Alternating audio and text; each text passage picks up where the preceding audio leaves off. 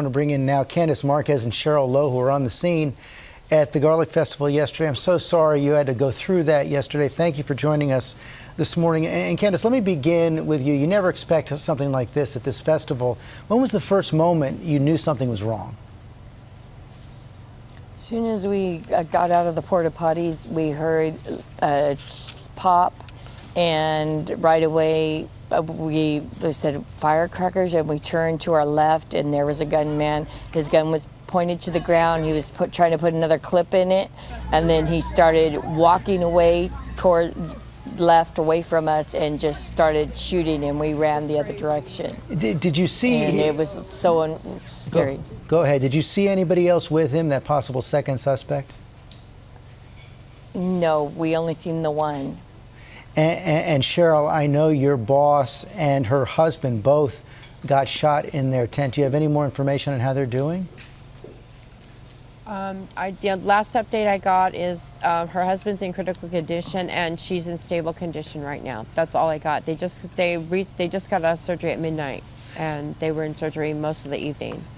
But one's in stable and one's in critical condition. It's touch and go right now, basically. Oh my goodness, so sorry for that. Set the scene of what was going on inside that tent. I guess your granddaughter and her son were there as well? Yeah. Her granddaughter and our owner's three-year-old son. Three-year-old son were in the tent. And my niece, she was actually a hero. She grabbed him and hid him under the table so that he didn't get shot. Because he was standing right out there with them, and she grabbed him, and she said, I grabbed him, Grandma, and I put him underneath the table with me because I didn't want anything to happen to him. So she saved him. She's a hero in this. In my eyes, she saved his life because he doesn't understand a lot. He's English, Spanish, and he was so confused. His parents were on the ground. His parents were on the ground, so she pulled him under, and then by the time I got back around to look for both of them, somebody had grabbed both of the children and put them on the other side of the freezer to protect them from the gunman. So they were safe. Such strength and such courage. She looked the killer right in the eye? She did. She saw him. She saw him shoot his mother, the little boy's mom and dad. Yes, she did. She said, Grandma, I saw him shoot him.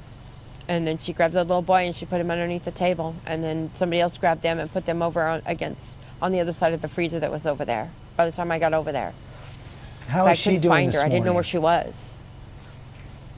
She's a little shaken. She was asleep. She was a little scared because she heard that there was still one out there. But she seems okay right now. But we'll see. We'll see. We'll get her some help if she needs it. You know, someone to talk to. But she seems okay.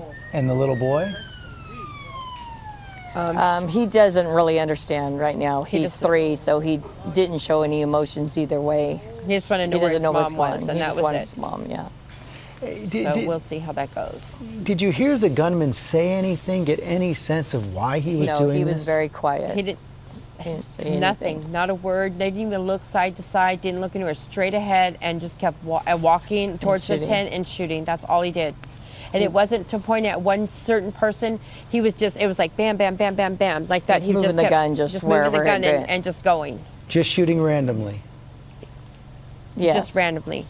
And the weirdest thing was there wasn't that many people around in the area that he was shooting at. I mean, everybody was mostly walking towards the exits, I think. It didn't seem like there was that many people around there.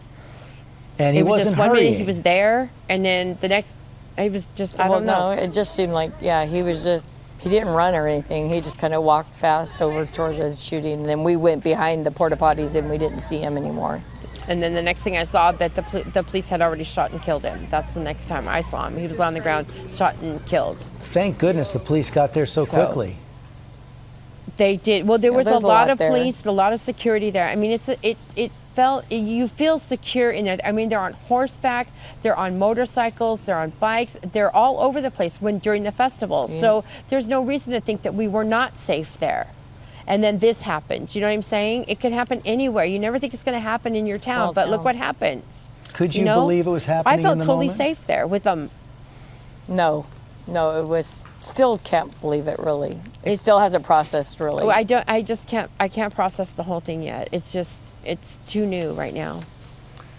Well, I can only imagine. I want to say we're sorry for the little boy that lost his life. We say to his family, we're really sorry, feel for them. Yeah. It is such a tragedy, just 6 years old. Yeah, I saw the mother carrying him. So I mean, little, it was so just, it's just devastating. Everything that happened is devastating. But everybody came together and tried to help everybody out in that area that we were at. Yeah, and they were helping. They were putting people, hiding people, putting things over us so no one would get shot. I mean, no one, because at the time you don't even know where he's at after we walked around the porta potties. I had no idea where he was at. You know what I'm saying? I had no idea. We were just trying to save ourselves and find my granddaughter and the little boy. I had no idea what was going on. It is just heartbreaking. Thank goodness you came together and so many lives were able to be saved as well. And thank you for joining us this morning. You're welcome. Thank you. Welcome. You used to go to that festival. I grew up in San Francisco. This is you saw those families in the video. This is a family festival. This is where my grandparents would take us on the weekends in the summer, and to hear them say that you never think it would happen in your own community, this certainly hits close to home. But how many times are we going to have this conversation? Well, there's an answer to it, and this is just, take this in right here. The Gun Violence Archive said there have been at least 246 mass shootings so far this year. This is the 210th day. Awful. Of 2019, so more than one every single day of this year. You can't even respond to numbers like that. It's just horrific. Hi everyone, George Stephanopoulos here. Thanks for checking out the ABC News YouTube channel. If you'd like to get more videos, show highlights, and watch live event coverage, click on the right over here to subscribe to our channel, and don't forget to download the ABC News app for breaking news alerts. Thanks for watching.